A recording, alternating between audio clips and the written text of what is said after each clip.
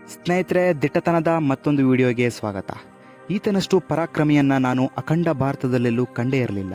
ಈತ ಒಬ್ಬ ಹಿಂದೂ ರಾಜನಾಗಿದ್ದರೂ ಸಹ ಈತನ ಸಾಮ್ರಾಜ್ಯದಲ್ಲಿ ಒಟ್ಟು 100ಕ್ಕೂ ಹೆಚ್ಚು ಬೌದ್ಧ ಅಗ್ರಹಾರಗಳಿದ್ದವು. ಅಲ್ಲಿ 5,000ಕ್ಕೂ ಅಧಿಕ ಬೌದ್ಧ ಭಿಕ್ಕುಗಳು ರಾಜಾಶ್ರಯದಲ್ಲಿದ್ದರು.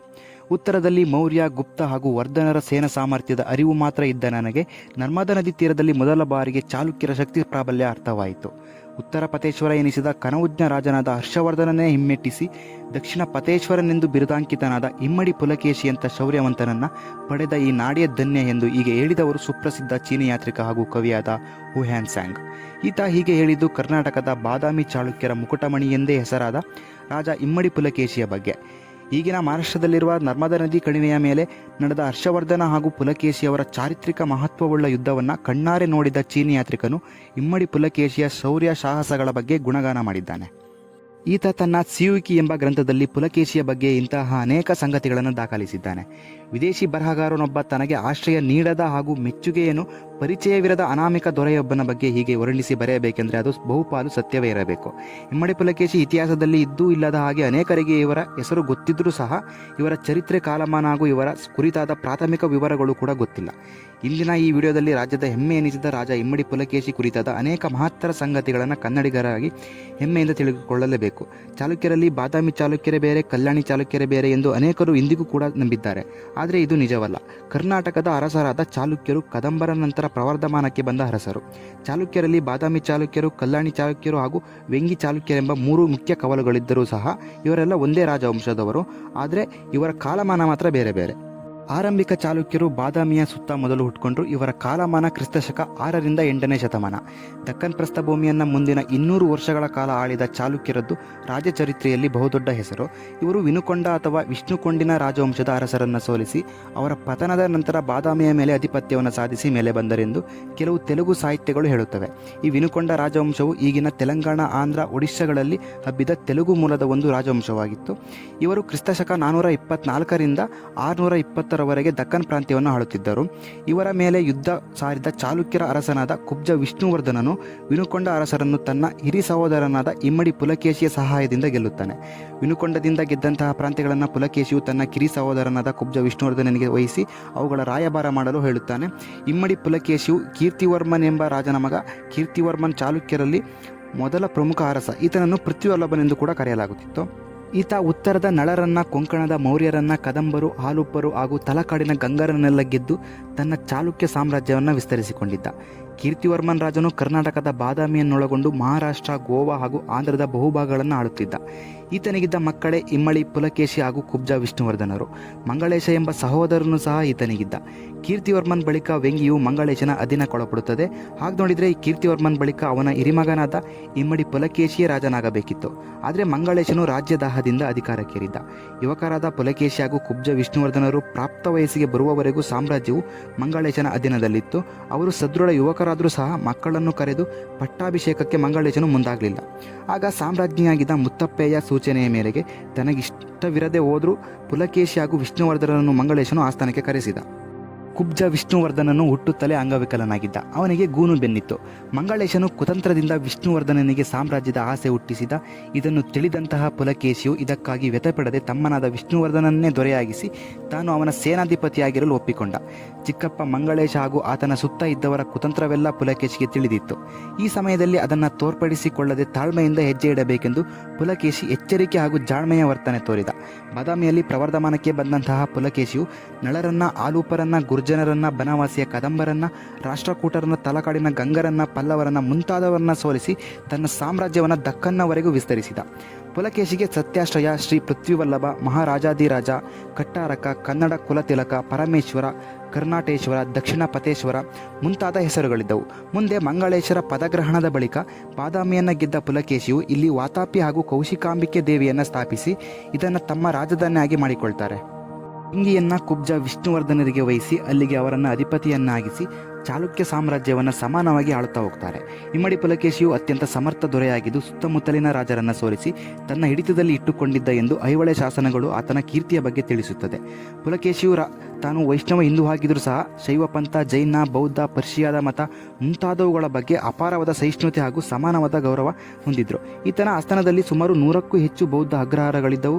ಅಲ್ಲಿ 5,000ದಷ್ಟು ಬೌದ್ಧ ಭಿಕ್ಕುಗಳು ಆಶ್ರಯ ಪಡೆದಿದ್ದಾರೆ ಎಂದು ಯುಹ್ಯಾನ್ ಸಾಂಗ್ ಒಂದು ಕಡೆ ದಾಖಲಿಸಿದ್ದಾನೆ. ತಲಕಾಡಿನ ಗಂಗರನ್ನ ಗೆದ್ದ ಪುಲಕೇಶಿಯು ಗಂಗರ ದೊರೆಯಾದ ದುರ್ವಿನೀತನ ಮಗಳನ್ನೇ ಮದುವೆಯಾಗುತ್ತಾನೆ. ಇವರಿಗೆ ಜನಿಸಿದ ಮಗನೇ ವಿಕ್ರಮಾದಿತ್ಯ. ಮುಂದೆ ಪುಲಕೇಶಿಯ ನಂತರ ವಿಕ್ರಮಾದಿತ್ಯನು ಚಾಲುಕ್ಯರ ಅರಸನಾಗಿ ಆ ಸಾಮ್ರಾಜ್ಯವನ್ನು ಪೂರ್ವಕ್ಕೆ ಇನ್ನಷ್ಟು ವಿಸ್ತರಿಸಿದ ಎಂದು ಐಹೊಳೆ ಹಾಗೂ ಬಾದಾಮಿ ಶಾಸನಗಳು ತಿಳಿಸುತ್ತವೆ. ಪುಲಕೇಶಿಯು ಕ್ರಿಸ್ತಶಕ 609ರಲ್ಲಿ ಚಾಲುಕ್ಯಾಧಿಪತಿ ಪೀಠವನ್ನು ಅಲಂಕರಿಸಿದರು. ಮುಂದೆ 33 ವರ್ಷಗಳ ಸುದೀರ್ಘ ಆಳ್ವಿಕೆಯಲ್ಲಿ ಹಲವು ರಾಜರನ್ನು ಇವರು ಗೆದ್ದರು. ಇದರಲ್ಲೆಲ್ಲ ಕನೌಜ್ನ ರಾಜನಾದ ರಾಜ ಹರ್ಷವರ್ಧನನ ಮೇಲೆ ಸಾರಿದ ದಂಡಯಾತ್ರೆ ಅತ್ಯಂತ ಪ್ರಮುಖವಾದದ್ದು ಎನ್ನಬಹುದು. ಹರ್ಷವರ್ಧನನು ಈಗಿನ ಉತ್ತರ ಪ್ರದೇಶದ ಕನೌಜ್ನ ಅರಸ. ಇವರದ್ದು ವರ್ಧನ ರಾಜವಂಶ. ಇವರಲ್ಲೆಲ್ಲ ಹರ್ಷವರ್ಧನನು ಅತ್ಯಂತ ಪ್ರಬಲವಾದ ಅರಸನಾಗಿದ್ದ. ಈತ ಉತ್ತರವನ್ನೆಲ್ಲ ಗೆದ್ದು ಉತ್ತರ ಪತೇಶ್ವರ ಎಂದೇ ಹೆಸರಂತನಾಗಿದ್ದ. ದಕ್ಷಿಣದಲ್ಲಿ ಚಾಲುಕ್ಯರ ಪ್ರಾಬಲ್ಯದ ಬಗ್ಗೆ ತಿಳಿದ ಈತ ಚಾಲುಕ್ಯರ ಸಾಮ್ರಾಜ್ಯವನ್ನು ಸಹ ವಶಪಡಿದು ಸಮಸ್ತ ಭಾರತದಲ್ಲಿ ಒಂದೇ ರಾಜವಂಶ ಹಾಗೂ ಒಂದೇ ವಿಧದ ಆಳ್ವಿಕೆಯನ್ನು ತರುವ ಯೋಜನೆ ಹಾಕಿಕೊಂಡಿದ್ದ. ಎಷ್ಟೋ ಜನ ಅರಸರು ಈತನ ಮೇಲೆ ಹೋರಾಟ ಮಾಡಲಾಗದೆ ತಾವೇ ಶರಣಾಗಿದ್ದರು. ಹರ್ಷನ ಉದ್ದೇಶ ಒಳ್ಳೆಯದಾಗಿದ್ದರೂ ಸಹ ಯುದ್ಧ ಮಾಡದೆ ಹೇಡಿಯಂತೆ ತಲೆಬಾಗೋದು ಪುಲಕೇಶಿಗೆ ಯಾಕೋ ಇಷ್ಟವಾಗಲಿಲ್ಲ.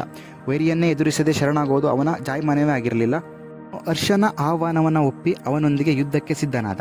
ಯುದ್ಧವು ನರ್ಮದಾ ನದಿ ದಂಡೆಯ ಮೇಲೆ ನಡೆಯಿತು ಎಂದು ಯುಹ್ಯಾನ್ ಸಾಂಗ್ ದಾಖಲಿಸಿದ್ದಾನೆ. ಯುಹ್ಯಾನ್ ಸಾಂಗ್ ಚೀನಾದ ಪರ್ಯಟನೆಗಾರ ಹಾಗೂ ಕವಿ. ಇದೇ ಕದಂಬರ ಹಾಗೂ ವಾಕಟಕರ ಕಾಲದಲ್ಲಿ ಅಂದರೆ ಕ್ರಿಸ್ತಶಕ 4ರಿಂದ 5ರಲ್ಲಿ ಫಾಕ್ಸಿಯನ್ ಎಂಬ ಚೀನಿ ಯಾತ್ರಿಕನೊಬ್ಬ ಭಾರತಕ್ಕೆ ಭೇಟಿ ನೀಡಿದ್ದ. ಈತನ ನಂತರ ಭಾರತಕ್ಕೆ ಬಂದ ಇನ್ನೊಬ್ಬ ಪ್ರಮುಖ ಚೀನಿ ಯಾತ್ರಿಕನೇ ಈ ಯುಹ್ಯಾನ್ ಸಾಂಗ್. ಈತ ಅಫ್ಘಾನ್ ದೇಶವನ್ನು ಸುತ್ತಿ ಬಳಸಿ ಭಾರತದ ನಳಂದಾಗೆ ಬರ್ತಾನೆ. ಅಲ್ಲಿ ಗುರು ಶೀಲಭದ್ರ ಯೋಗಾಚಾರ್ಯರ ಜೊತೆ ಸಂಸ್ಕೃತ ಹಾಗೂ ಪಾಲಿ ಭಾಷೆಗಳ ಅಧ್ಯಯನದಲ್ಲಿ ತೊಡಗುತ್ತಾನೆ. ಈತನ ಮೂಲ ಉದ್ದೇಶ ಬೌದ್ಧ ಮತದ ಹರಿಕಾರನಾದ ಬುದ್ಧನ ಬದುಕಿನ ಹಲವು ರಹಸ್ಯಗಳನ್ನು ಹಾಗೂ ಭಾರತದಲ್ಲಿ ಬೇರೂರಿದ್ದ ಅಮೂಲ್ಯ ಸಾಹಿತ್ಯದ ವಿವರಗಳನ್ನು ಅಧ್ಯಯನ ಮಾಡಿ ಸಂಗ್ರಹಿಸುವುದಾಗಿತ್ತು. ಗುರು ಶೀಲಭದ್ರರಿಂದ ಶಾತವಾಹನರ ಕಾಲದ ಯಾವುದೋ ಬೌದ್ಧ ರಹಸ್ಯದ ಬಗ್ಗೆ ಕೇಳಿ ತಿಳಿದ ಯುಹ್ಯಾನ್ ಸಾಂಗ್ ಅದು ಕನೌಜ್ನಲ್ಲಿರುವ ಬಗ್ಗೆ ಹೇಗೋ ವಿಷಯ ತಿಳಿದು ಅಲ್ಲಿಗೆ ಬರ್ತಾನೆ. ಅವನು ಕೆಲವು ಸಮಯದವರೆಗೂ ಹರ್ಷವರ್ಧನನ ರಾಜಾಶ್ರಯದಲ್ಲಿದ್ದ. ಅವನು ಹರ್ಷನಲ್ಲಿಗೆ ಬಂದ ಹೊಸದರಲ್ಲಿಯೇ ಪುಲಕೇಶಿಯ ಜೊತೆಗೆ ಯುದ್ಧವು ಏರ್ಪಡುತ್ತದೆ. ಈ ಯುದ್ಧದಲ್ಲಿ ಪುಲಕೇಶಿಯು ಜಯಶೀಲರಾಗುತ್ತಾರೆ. ಈ ಯುದ್ಧವನ್ನು ಕಣ್ಣಾರೆ ನೋಡಿದ ಯುಹ್ಯಾನ್ ಸಾಂಗ್ ಪುಲಕೇಶಿಯ ಶೌರ್ಯ ಸಾಹಸಗಳ ಬಗ್ಗೆ ಬೆರಗಾಗುತ್ತಾರೆ. ಉತ್ತರವನ್ನೆಲ್ಲ ಗೆದ್ದಿದ್ದ ಹರ್ಷವರ್ಧನನಿಗೆ ಪುಲಕೇಶಿಯಿಂದ ನರ್ಮದಾ ನದಿ ದಾಟಿ ಈಚೆಗೆ ಬರಲು ಸಾಧ್ಯವಾಗಲೇ ಇಲ್ಲ.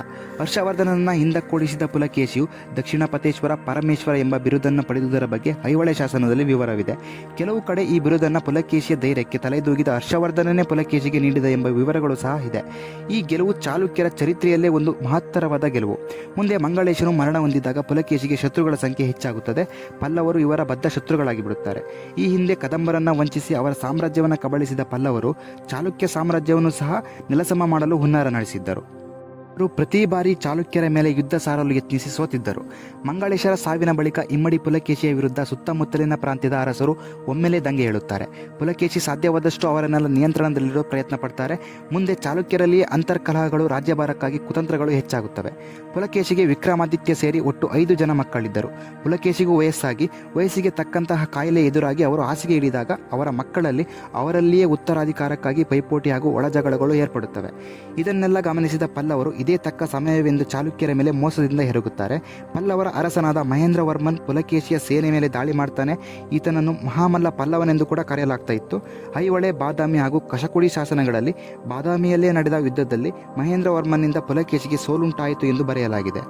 ಕೆಲವು ಕಡೆ ಪಲ್ಲವರ ಯುವರಾಜನಾದ 1ನೇ ನರಸಿಂಹವರ್ಮನಿಂದಲೇ ನೇರ ಯುದ್ಧದಲ್ಲಿ ಪುಲಕೇಶಿಯ ಹತ್ಯೆಯಾಯಿತು ಎಂದು ಬರೆಯಲಾಗಿದೆ. ಪುಲಕೇಶಿ ಈ ಸಮಯದಲ್ಲಿ ವಯಸ್ಸಾಗಿದ್ದ ಹಾಗೂ ರೋಗವುಳ್ಳವನು ಕೂಡ ಆಗಿದ್ದ. ಆದರೂ ಸಹ ಛಲ ಬಿಡದೆ ಪಲ್ಲವರಿಗೆ ತಲೆಬಾಗದೆ ತನ್ನ ಕೊನೆಯ ಉಸಿರಿನವರೆಗೂ ರಣರಂಗದಲ್ಲಿ ಹೋರಾಡಿ ಮಡಿದನೆಂದು ತಮಿಳು ಸಾಹಿತ್ಯದಲ್ಲೂ ಕೂಡ ಬರೆಯಲಾಗಿದೆ. ಚಾಲುಕ್ಯರು ವಾತಾಪಿ ಹಾಗೂ ಕೌಶಿಕಾಂಬಿಕಾ ದೇವಿಯನ್ನು ಆರಾಧಿಸುತ್ತಿದ್ದರು. ಮುಂದೆ ಪುಲಕೇಶಿಯ ಮಗನಾದ ವಿಕ್ರಮಾದಿತ್ಯನು ಪಲ್ಲವರು ಆಕ್ರಮಿಸಿದ ಚಾಲುಕ್ಯರ ಒಂದೊಂದು ಭಾಗಗಳನ್ನು ಪುನಃ ವಾಪಸ್ ಪಡೆದು ಚಾಲುಕ್ಯರ ಸಾಮ್ರಾಜ್ಯವನ್ನು ವಿಸ್ತರಿಸುತ್ತಾನೆ. ಅವನಿಗೂ ಸಹ ಮಕ್ಕಳಿದ್ದರು. ಅವರು ಸಹ ಚಾಲುಕ್ಯರ ಇತರೆ ಭಾಗಗಳನ್ನು ಆಳ್ವಿಕೆ ನಡೆಸಿದ್ದರು. ಪುಲಕೇಶಿಯು ತನ್ನ ಅಧಿಕಾರ ಅವಧಿಯಲ್ಲಿ ದೂರದ China, Vietnam, Thailand, Cambodia, Sri Lanka, Persia ಹಾಗೂ ಹಲವು ದೇಶಗಳೊಂದಿಗೆ ತುಂಬಾ ರೀತಿಯ ವ್ಯವಹಾರದ ಸಂಬಂಧ ಇರಿಸಿಕೊಂಡಿದ್ದ. ಮುಂದೆ ಪುಲಕೇಶಿಯ ಮಗನಾದ ವಿಕ್ರಮಾದಿತ್ಯನು ಚಾಲುಕ್ಯರ ಸಾಮ್ರಾಜ್ಯವನ್ನು ಗುಜರಾತ್ನವರೆಗೂ ಸಹ ಹಿಗ್ಗಿಸಿ ಕ್ರಿಸ್ತಶಕ 680ರವರೆಗೂ ಭವ್ಯವಾದ ಆಳ್ವಿಕೆಯನ್ನು ನಡೆಸುತ್ತಾನೆ. ಇವನ ನಂತರ ಇವನ ಸಹೋದರನಾದ ಧಾರಾಷ್ಟ್ರೀಯ ನರಸಿಂಹವರ್ಮನ್ ಸಹ ವೆಂಗಿಯನ್ನು ಪಾಲಿಸಿದ. ಮುಂದೆ 8ನೇ ಶತಮಾನದ ಮಧ್ಯಂತರದವರೆಗೂ ಸಹ ಚಾಲುಕ್ಯರು ಪ್ರಬಲವಾಗಿ ಮುಂದುವರೆದರು. 2ನೇ ವಿಕ್ರಮಾದಿತ್ಯ ಎಂಬ ಅರಸರ ಕಾಲದಲ್ಲಿ ಚಾಲುಕ್ಯರ ಸಂಸ್ಥಾನವು ಮತ್ತೊಮ್ಮೆ ತಮ್ಮ ಸುವರ್ಣಯುಗವನ್ನು ಎದುರು ನೋಡಿತು. ಈತ ತಮಿಳಿನ ಪಾಂಡ್ಯ, ಚೋಳ, ಚೇರ, ಪಲ್ಲವರು ಮುಂತಾದವರನ್ನ ಗೆದ್ದು ವೀರನಾದ. 2ನೇ ಕೀರ್ತಿವರ್ಮನ್ ಚಾಲುಕ್ಯರ ಕೊನೆಯ ಅರಸ.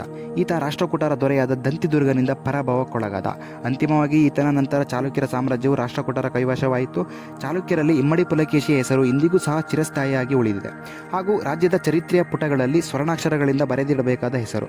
1967ರಲ್ಲಿ ಡಾಕ್ಟರ್ ರಾಜ್ಕುಮಾರ್ ಅಭಿನಯದ ಇಮ್ಮಡಿ ಪುಲಕೇಶಿ ಎಂಬ ಹೆಸರಿನ ಚಿತ್ರವು ಚಾಲುಕ್ಯರ ಕುರಿತಾದ ಹಲವು ಮಹೋನ್ನತ ಸಂಗತಿಗಳನ್ನು ಸಾರುತ್ತದೆ. ಈ ಚಿತ್ರವೇ ರಾಜಮೌಳಿಯವರ ಬಾಹುಬಲಿ ಚಿತ್ರದ ಕಥೆಗೆ ನೇರ ಸ್ಫೂರ್ತಿ ಎಂದು ಸ್ವತಃ ನಿರ್ದೇಶಕರಾದ ರಾಜಮೌಳಿಯವರೇ ಹೇಳಿದ್ದಾರೆ. ಇಂತಹ ಈ ವೀರ ಅರಸನ ಒಂದೇ ಒಂದು ಚಿನ್ನದ ಪುತ್ಥಳಿ ನಮ್ಮಲ್ಲಿ ಇಲ್ಲದೇ ಇರೋದು ಅತ್ಯಂತ ವಿಷಾದದ ಸಂಗತಿ. ದಕ್ಷಿಣ ಪತೇಶ್ವರ ಎನಿಸಿದ ಇಮ್ಮಡಿ ಪುಲಕೇಶಿಯ ಬಗ್ಗೆ ನಿಮ್ಮ ಅನಿಸಿಕೆ ಕಾಮೆಂಟ್ ಮೂಲಕ ತಿಳಿಸಿ. ಸಬ್ಸ್ಕ್ರೈಬ್ ಆಗೋದನ್ನು ಮರಿಬೇಡಿ.